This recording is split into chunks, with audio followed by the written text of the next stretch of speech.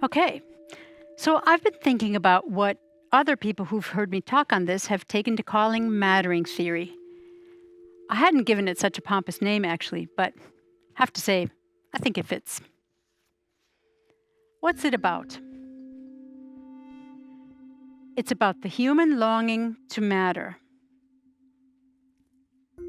What we are, we humans, are creatures of matter who long to matter. We are matter that would matter. And I think in that one word, mattering, are all of my obsessions. It has to do with matter, because I'd started out in physics, and that was my major obsession, to figure out the nature of matter and how it can produce consciousness. And then, it's not an accident that we have this normative concept, to matter. This verb, which is normative, it entails obligations. And it comes from that word, matter. And I think, the first half of my career was very given over to the first meaning, the noun meaning, to matter. And now it seems that the remainder of my career has been very devoted to the second meaning, the verb meaning, to matter, and how we came to be creatures who care so much about what matters and who matters, and in particular, whether one's own self matters. And so you see, there are really two radically different kinds of meanings for the word matter. You don't have that in German. This is a peculiarity of our English language. One matter deals with stuff that's out there, and the other matter deals with what it means to matter, what it means to be meaningful. And this second kind of matter has to do with the story of what makes us human, the fundamentals, the psychosocial foundation of humanity.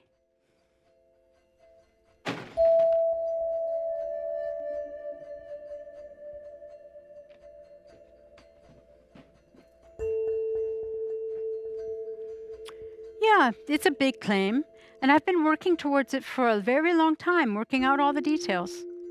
In fact, I was first led to this notion of the will to matter by one of my fictional characters. My editor asked me a question regarding a particular character of mine, a young woman named Renee Foyer, who was a protagonist in my first novel, The Mind-Body Problem. My editor said, "I don't understand Renee. She's so attractive and she's so intelligent, and yet she's always so unhappy, always on the verge of despair. Why?" And so I thought about my editor's question, or rather, I had Renee Foyer think about it. And because Renee was not as rigorous a philosopher as I was, in fact, that was a large part of her problem, she was a graduate student in a rigorous philosophy department, and she couldn't hack it. She ended up coming up with these very complicated ideas about mattering. In fact, Renee became quite the theoretician of mattering.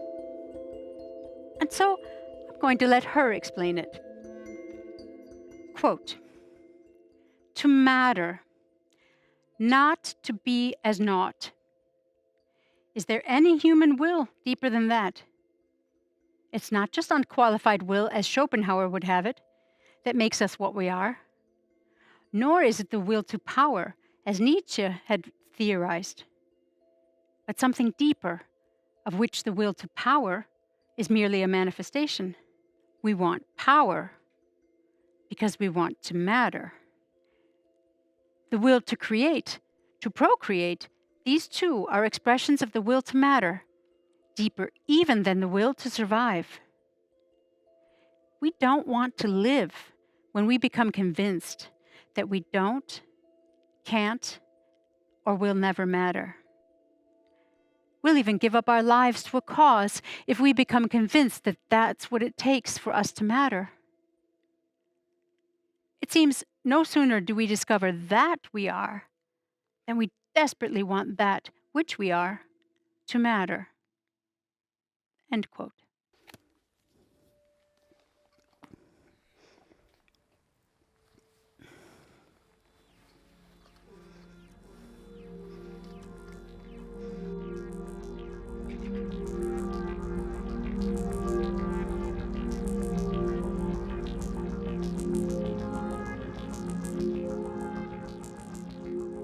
In fact, I do think that it's a strange uniqueness of our species that the achievements that we can lay claim to, as well as the atrocities that we can lay claim to, all derive from the same deep longing in each of us to matter. It takes so much energy and concentration to pursue a human life, and it has to matter to you. I mean, any living creature has to pay a lot of attention to itself in order to survive and to flourish. And it has to care tremendously about its own flourishing. And we're programmed for that. All living creatures are, you know, from the grass growing up through the concrete to all of us. I think it's brought to us by the largeness of our brains that didn't develop for this reason. It's a spandrel, as they say, of evolution, the big brain, the cognitive niche that we fill, the fact that we can step outside our lives and look at our lives.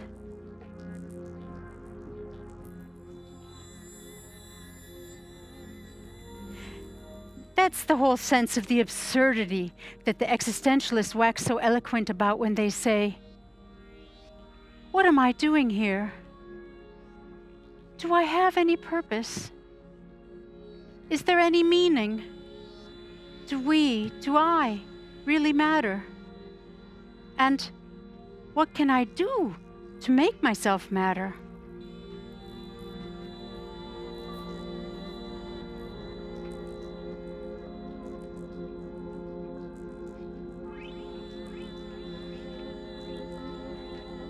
Am I like a dog chasing its own tail here? I mean, is life really just absurd?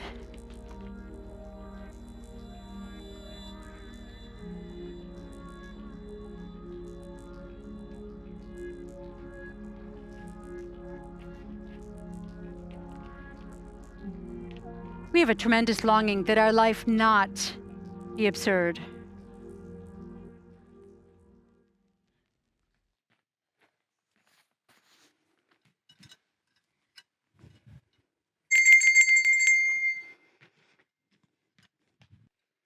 I think that the will to matter, the desire to matter, the instinct for mattering is at the heart of so much human behavior, so much that is most laudable about us, as well as at the heart of so much that is most frightening, atrocious, terrifying about us. And I believe that people in general, as soon as the basic survival needs have been met for themselves and the ones they love, want to believe that their lives matter. They pursue their lives as if they matter. They care about their lives. And they come up with these various theories as to why they matter. And these are the kinds of views that help shape their lives, their goals, their projects. And you know, the notion of mattering is intimately linked with the notion of attention. It's not surprising that many people try to derive their sense of mattering by acquiring a great deal of attention, even from perfect strangers.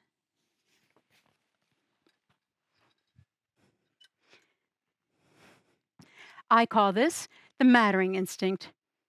And I believe that it's this that leads to religions and to various ideologies, to people even willing to give up their lives if they believe that's what's going to make them matter. But it also leads to our endeavors in science and art and social activism. And so I'm thinking about this mattering instinct and the ways that it works for us, as well as the ways that it works against us, the ways it can be dangerous. And I think that a lot of moral questions can be answered in terms of mattering theory. But before going any further, let's pause for a moment to consider the beguiling polysemy, the coexistence of multiple possible meanings, compressed within the word matter.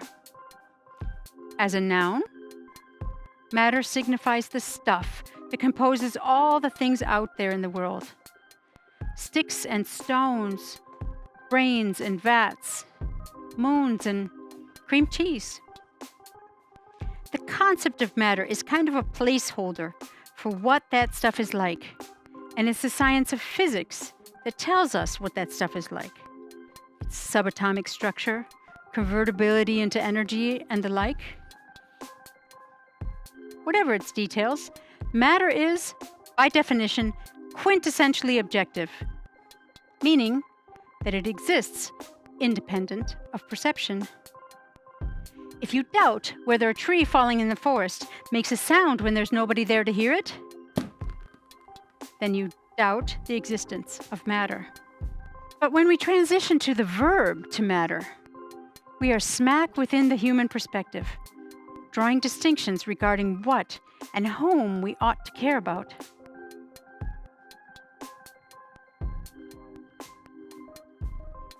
That's what the verb signifies, and it's applied to both things and people. To say that something or someone matters is to say that we ought to care about them. And when you assert your own mattering, you're asserting that your existence presents circumstances that ought to motivate an attitude of appropriate attentiveness on the part of others. Thank you.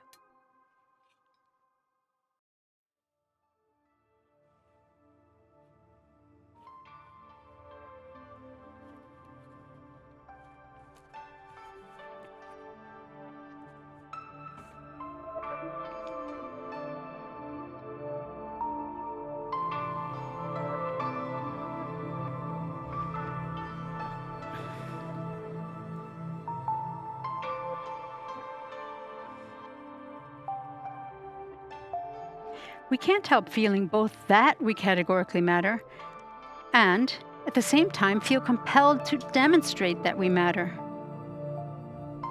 This compulsion and the choices that we make responding to it are what individually define us.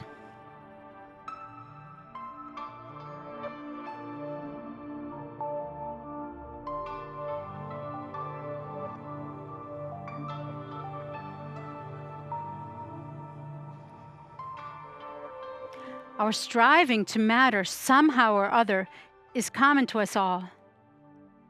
It's in that somehow or other that we differ so drastically as to often amuse, amaze, baffle, or sometimes horrify one another.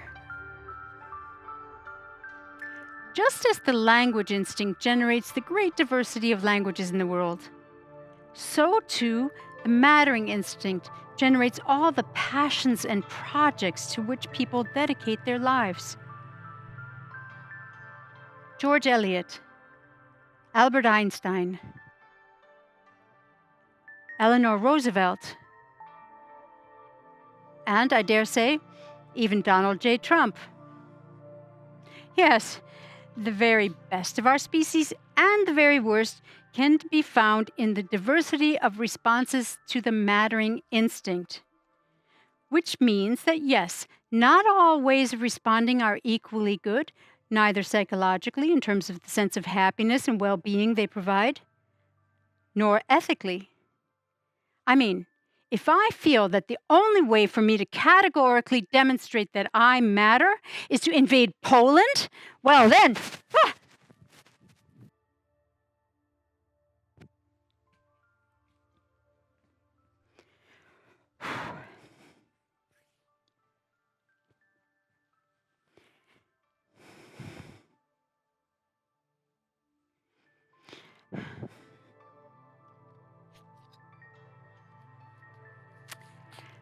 And so we see these various projects, and that's where the great diversity among us enters in.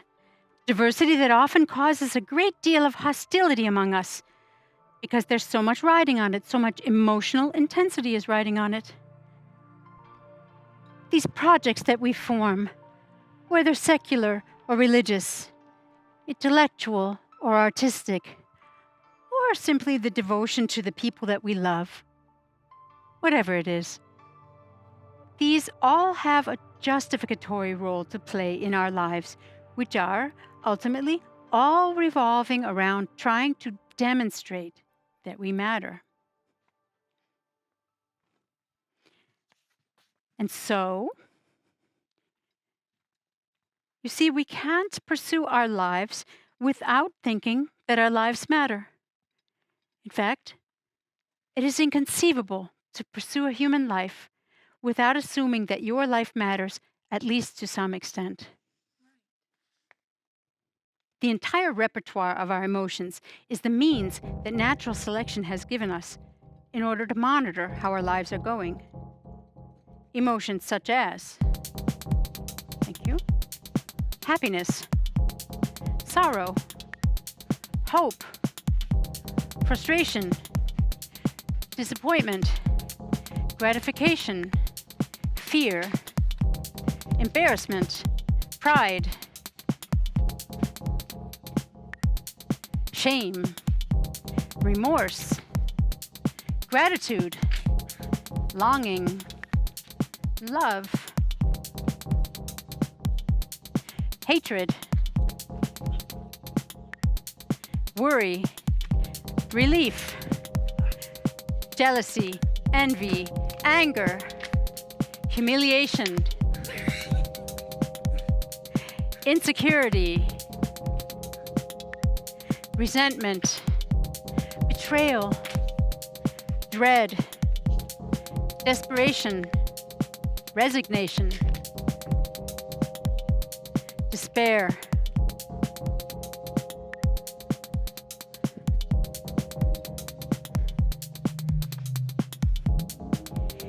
emotions are our way of measuring our progress on our major task in life, which is to persist and to flourish in the face of all obstacles, the same as it is for all organisms.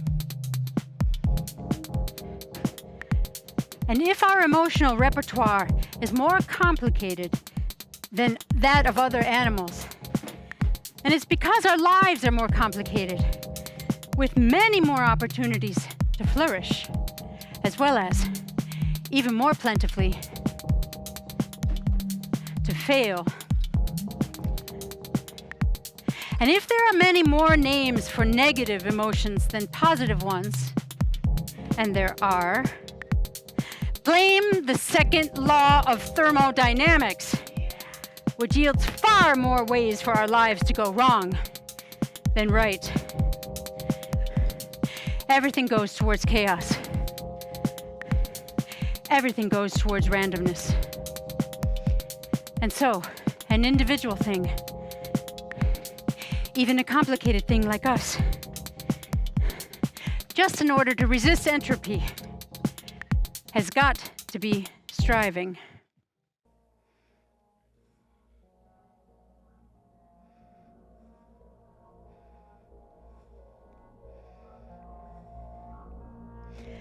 If an organism, any organism, were to have the capacity to articulate its deepest motivation, the one that drives it on in its ceaseless tasks and activities, its scurrying and hiding and roaming and raiding and mating, it would say that its own existence in this world, its persistence and its flourishing, matters.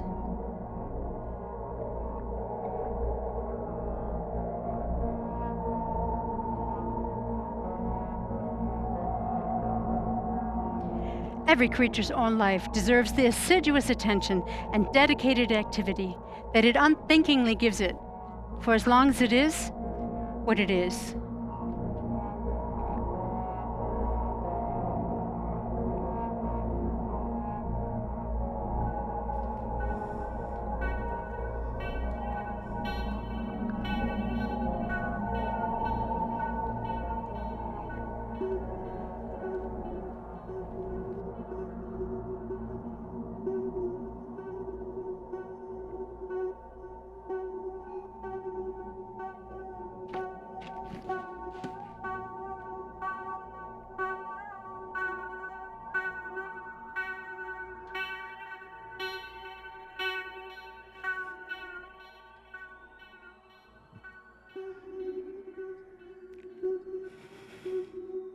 In fact, clinical depression is when you're convinced that you don't and will never matter. That's a pathological attitude, and it highlights by its pathology the way that the mattering instinct normally functions. There's even a website for the prevention of suicide entitled You Matter. That's just how fundamental it is to our mental health to believe that our life matters, that you matter at least as much as other people. And that is one thing that religion actually does. I mean, it makes you feel like you matter in the universe. But nowadays, with the decline of religion, I mean, what is it being replaced with? The love of money? The love of fame? How many followers you've got on YouTube or Instagram? I mean, those are just not options that are open to many people. So now we have the disintegration of family and of community and of democratic participation. And you don't really feel like you're a part of much of anything now, do you? And that's why I believe that mattering is really a social justice issue.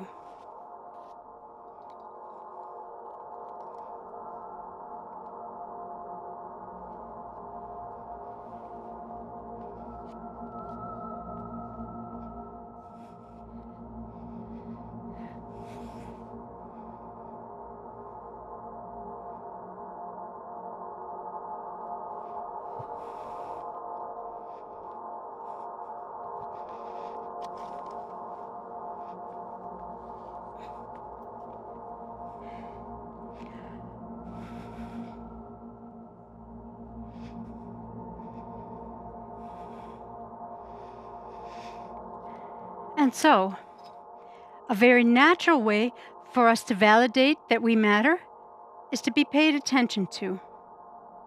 And you see it with children.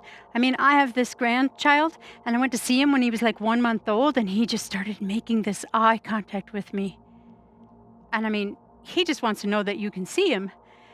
But in terms of our neurophysiology, we actually have neurons that are dedicated to knowing exactly when someone is looking directly at you. A few centimeters to the side, and those neurons won't fire. So we are very attuned to being paid attention to.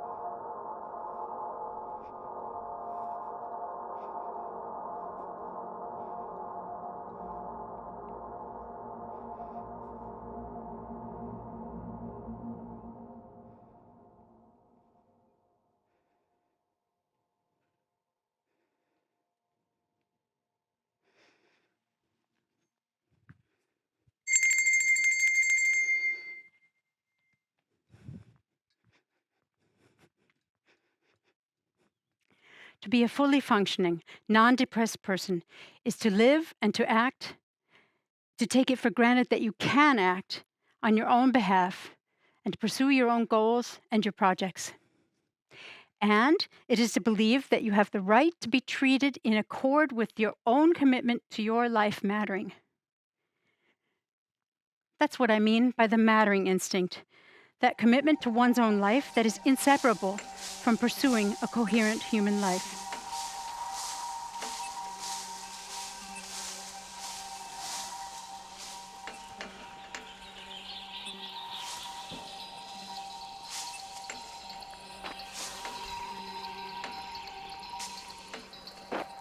And so, as I've said, one of the ways in which we can try to demonstrate our mattering, what really, really matters, is to try to matter to others, and for others to matter to us.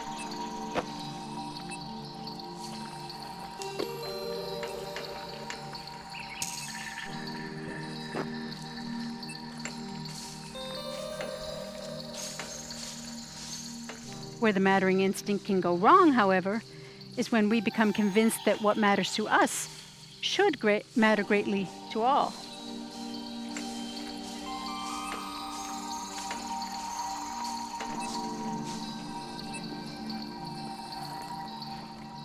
I've got this image I call the mattering map. Basically, it's like the description of one's own personal mattering landscape. Where we are is what matters most to us. We each have our own map, but sometimes we can't see outside of our own mattering maps, and we have a great deal of difficulty believing that someone else's map could look differently than our own. And this leads to us being upset or combative or defensive when we simply need to do a better job of putting ourselves into others' shoes. So it helps to step back and take in the larger perspective. I mean, it's good to gain perspective on these sorts of things, and it helps to realize that there's no absolute value to the area of the mattering map which you happen to occupy, by reason of your talents and your individual traits and your history.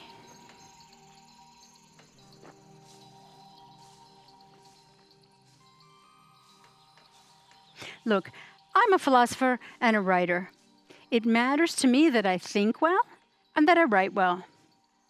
I could feel like I don't matter, to the point of genuine depression, because others think better or write better than I do. I could even want to put the gun to my head because I'm not the most brilliant philosopher of my generation.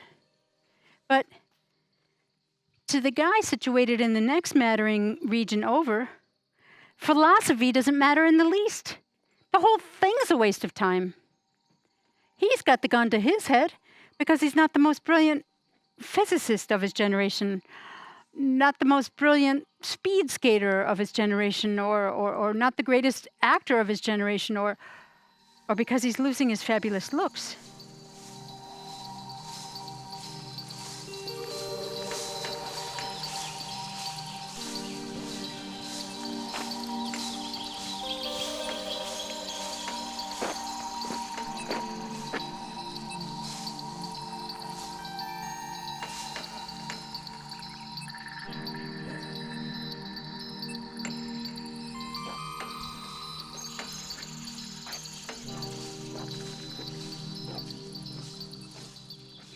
I think that mattering to others also functions in another way, and that is that for most of our projects, we need others to validate, to adjudicate that what we're doing actually matters, that it's actually important.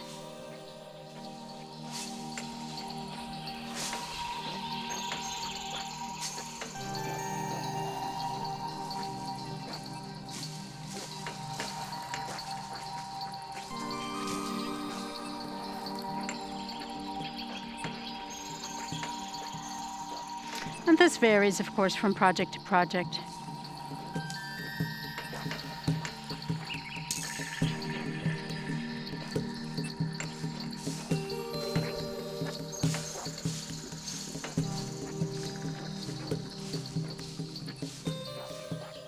You know, it all comes down to the oldest question.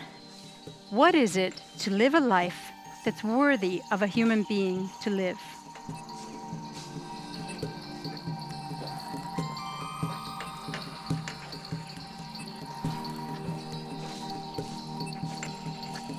I have a great desire to live as well as I possibly can, to devote myself to a project that can matter, that can perhaps help others in this tremendous trial of what it is to live a human life. And even though I know that nothing is absolute and nothing is forever, I'm still going to try to flourish, and I'm not going to give up.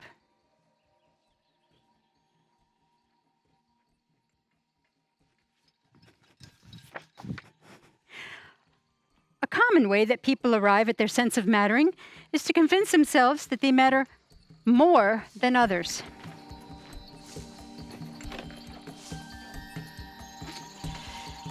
Just as some can't rustle up a feeling of mattering without believing in cosmic mattering, that is, that they matter to the universe or to God, Many can't achieve the requisite sense of mattering without feeling that they matter more than others. Call it comparative mattering. Believers believe that the content of their beliefs renders them superior to all those who believe otherwise. The unconverted, the unsaved, the unchosen, the infidels, the heretics who interpret some line of some holy book this way instead of that way. Attaining an adequate sense of mattering by measuring yourself against others and concluding that you matter more is quite common. For example,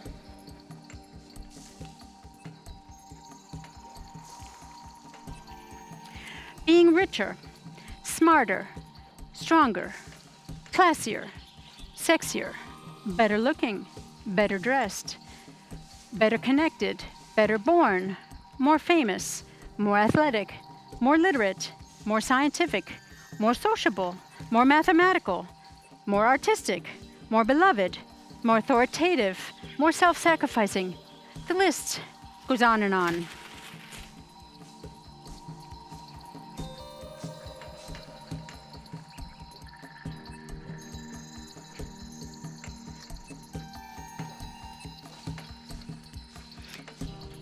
All the ideological biases most of us, finally learned to recognize and, in principle, denounce, fall under the rubric of categorical mattering of the comparative kind. One race matters more. One gender matters more. The rich and or powerful matter more. Citizens residing in powerful nations matter more.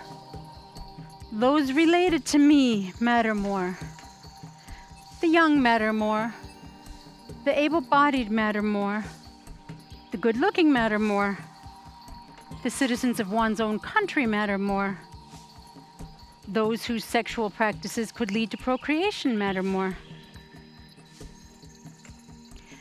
The laborious moral progress that we've made over the centuries has consisted in undermining one by one these ideological claims to comparative mattering. The stubborn persistence of so many of them, like racism, the way that once caught out, they may retreat but aren't entirely extinguished, attests to their being sourced by the powerful mattering instinct.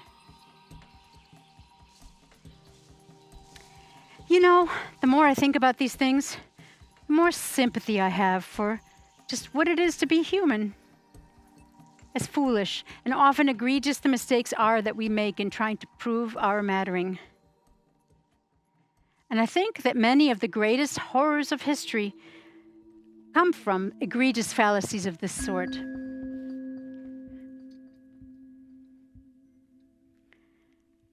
And so, since the conditions that give rise to our irrepressible sense of mattering, as well as to our agonizing over it, are universally shared, it's hard to escape the conclusion that, when it comes to mattering, we're all in the same boat. And this leaves us with two possibilities. Either none of us matters, and our sense that we do is some sort of illusion caused by existential pressures, or we all matter, and to the exact same extent. And which of these two possibilities is true hardly matters, ethically speaking, because the consequence of both is the same.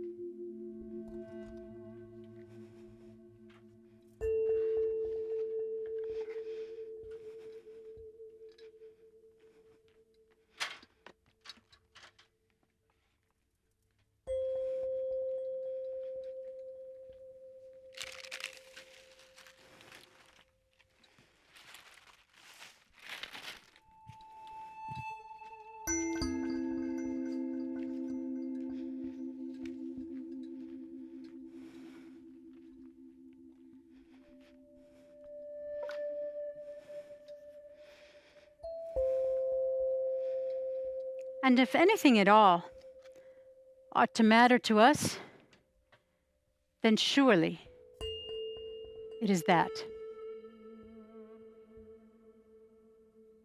Thank you.